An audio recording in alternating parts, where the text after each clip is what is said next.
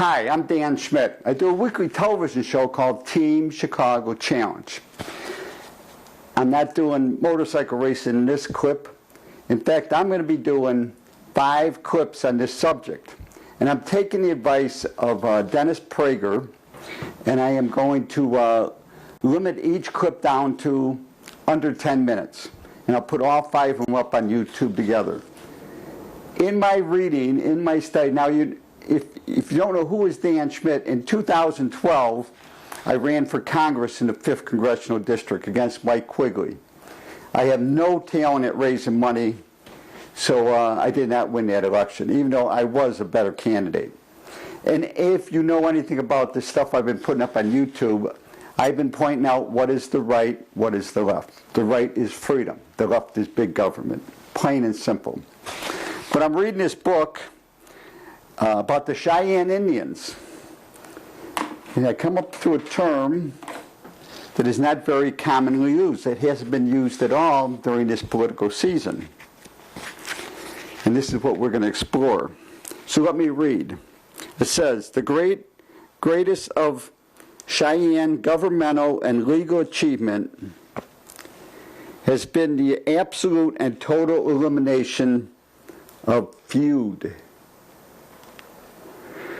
The feudalistic tendency is the base of primitive social systems generally. Feuds mean internal war, civil strife between the kinship groups within the society. Feud means either the absence of law or else the breakdown of legal machinery. I found this at my brother's house. Very interesting. Now I will be doing a clip on tribalism somewhere in the future. But I am calling what we are living in right now in 2020 America. We are suffering under the American feud of the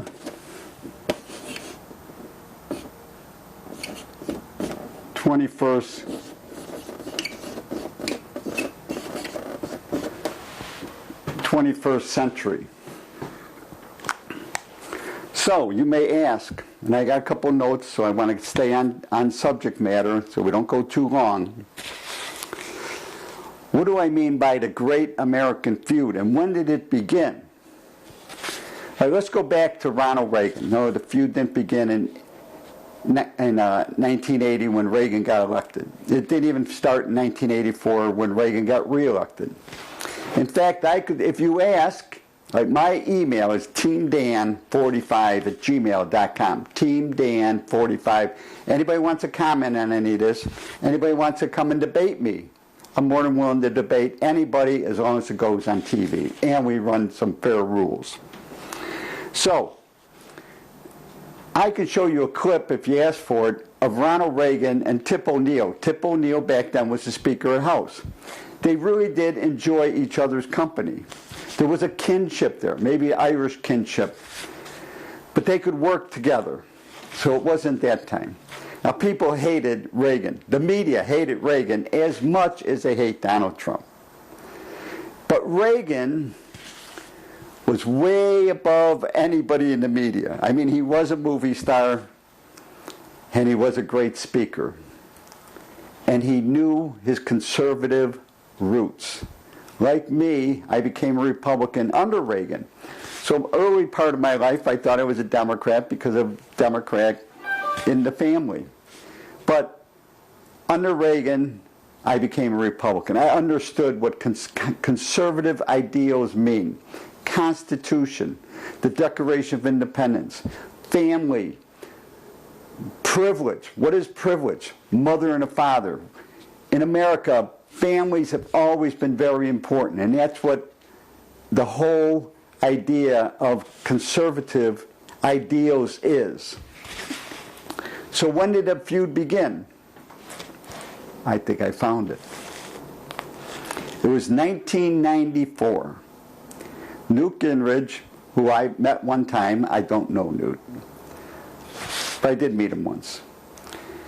Newt Gingrich took over the House of Representatives. His contract with America worked. It got people to realize that the Republicans stand for something. Conservative ideals.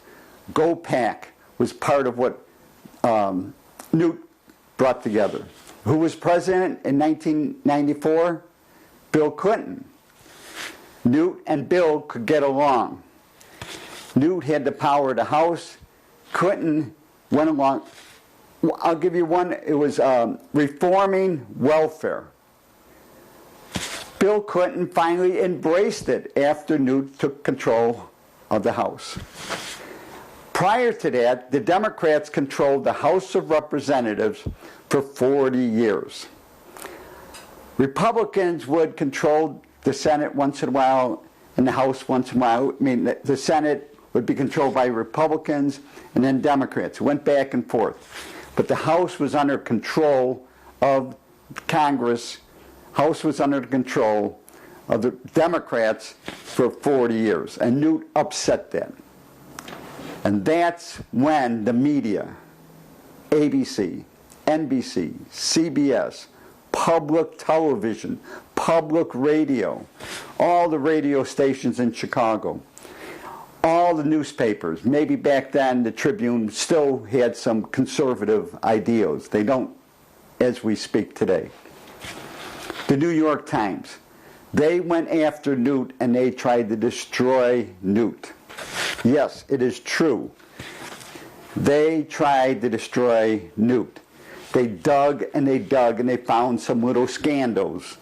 And that was enough to turn some of the scaredy cat Republicans against them, and he lost the speakership.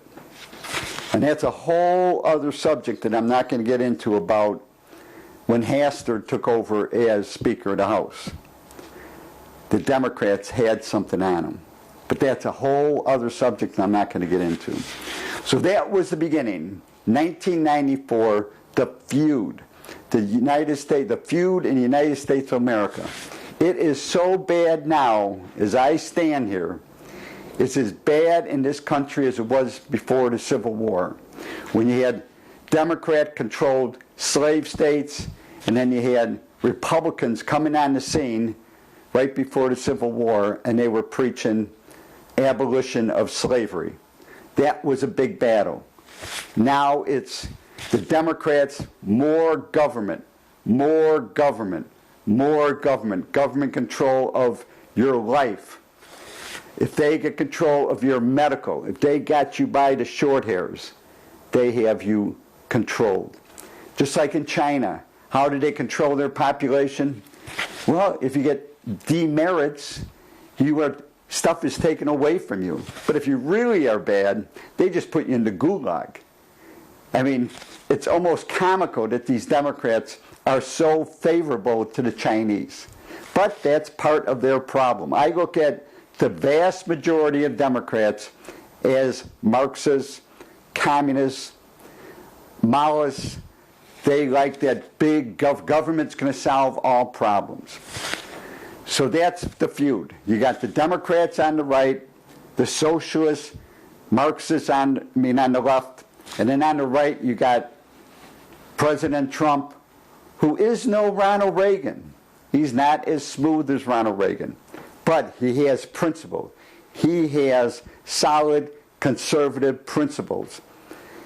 He is the outgrowth of the Tea Party, and they hated the Tea Party. Why did they hate the Tea Party? Because the Tea Party mainly came together, and everybody seems to forget this, but I know, and that's why when I talk about my Republican credentials are impeccable.